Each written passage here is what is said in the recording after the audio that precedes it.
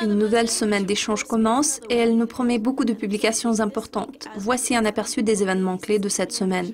Nous apprendrons des rapports importants en provenance de Chine qui pourraient avoir du poids dans la décision de la Fed concernant la hausse éventuelle des taux d'intérêt en décembre.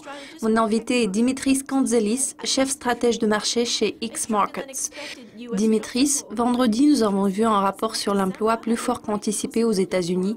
Ces chiffres renforcent la probabilité de la hausse potentielle des taux en décembre. Cette semaine, les investisseurs porteront un regard attentif sur les ventes au détail vendredi, ainsi que sur les commentaires des membres de la Fed. Ces facteurs sont-ils en mesure de confirmer la probabilité du relèvement des taux en décembre? Nous avons déjà discuté cette question lors de notre entretien précédent. Les membres de la Fed attendaient avec impatience les chiffres d'emploi. Comme vous l'avez mentionné, la semaine passée, nous avons vu des chiffres très impressionnants en termes de création de postes. En outre, le chômage a reculé à 5% à partir des 5,1%. La publication des emplois non agricoles a montré une très forte croissance de 271 000. La décision de la Fed concernant la hausse des taux d'intérêt reste toujours tributaire des données économiques.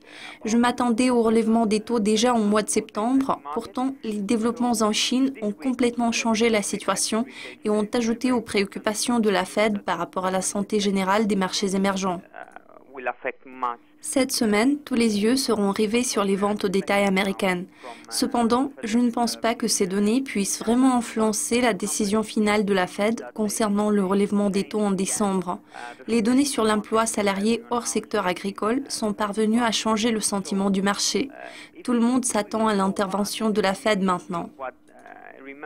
Si nous nous rappelons des commentaires récents des speakers de la Fed, ils ont souligné que même une augmentation de 80 000 par rapport aux chiffres du mois d'octobre serait suffisante pour qu'ils puissent enfin appuyer sur le bouton. Donc, en regardant les données actuelles, nous pouvons constater qu'elles sont très bonnes. La seule préoccupation qui persiste concerne la Chine. Il est important de surveiller le flux de données chinoises. Comme vous le soulignez à juste titre, les données chinoises seront extrêmement importantes pour la Chine ainsi que pour la Réserve fédérale. Mercredi, nous apprendrons la production industrielle ainsi que les ventes au détail pour octobre. Et puis, il y aura le Singles Day, le principal événement de l'année en termes de shopping en Chine.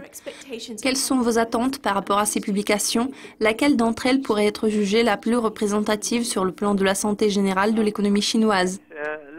D'accord, parlons des données chinoises que nous avons déjà apprises. Nous avons récemment appris les données relatives aux importations et aux exportations. Ces chiffres sont apparus largement inférieurs aux attentes.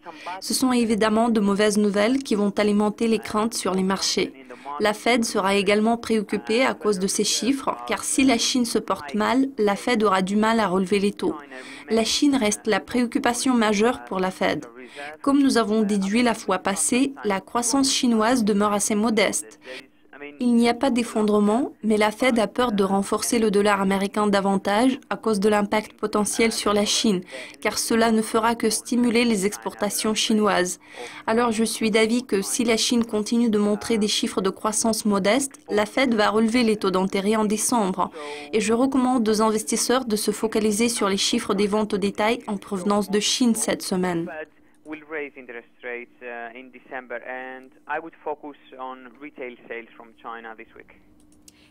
Le président de la BCE, Mario Draghi, et le gouverneur de la BOI, Mark Carney, prendront la parole au forum ouvert de la Banque d'Angleterre ce mercredi. Leurs discours porteront sur la réforme des marchés financiers. La réunion récente de la BOI et le rapport sur l'inflation britannique ont porté un coup au taux de change de la paire sterling-dollar. À quel genre d'impact des discours susmentionnés pourrions-nous nous attendre? Nous ne prévoyons pas de changement sur ce plan. Mario Draghi a déjà fait noter que la BCE est prête à intensifier les mesures de relance si l'objectif de stabilité en termes de prix n'est pas atteint. Pour le moment, je ne prévois pas d'autres variantes pour la BCE et je crois que Mario Draghi maintiendra cette position. Ainsi, le marché prévoit que la BCE va recourir à de nouvelles mesures d'assouplissement quantitatif qui se traduiraient par l'expansion du programme d'achat d'actifs. Il se peut également qu'il y ait de nouvelles réductions des taux d'intérêt déjà négatifs sur les dépôts. C'est ce que je prévois de la part de Mario Draghi. En ce qui concerne Mark Carney, la semaine dernière, il a exprimé sa forte préoccupation par rapport à un atterrissage brutal de l'économie chinoise. Il est convaincu que si la BOI resserre sa politique dans le contexte du ralentissement économique continu en Chine, la croissance britannique pourra subir un dur coup.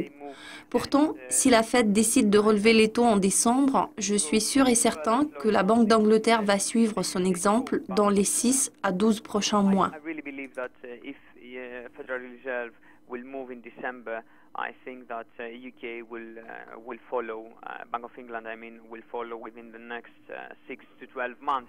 C'est ce que nous réserve cette semaine de négociations. Restez avec nous tout au long de la semaine pour être au courant de tout ce qui se passe sur les marchés financiers. À très bientôt.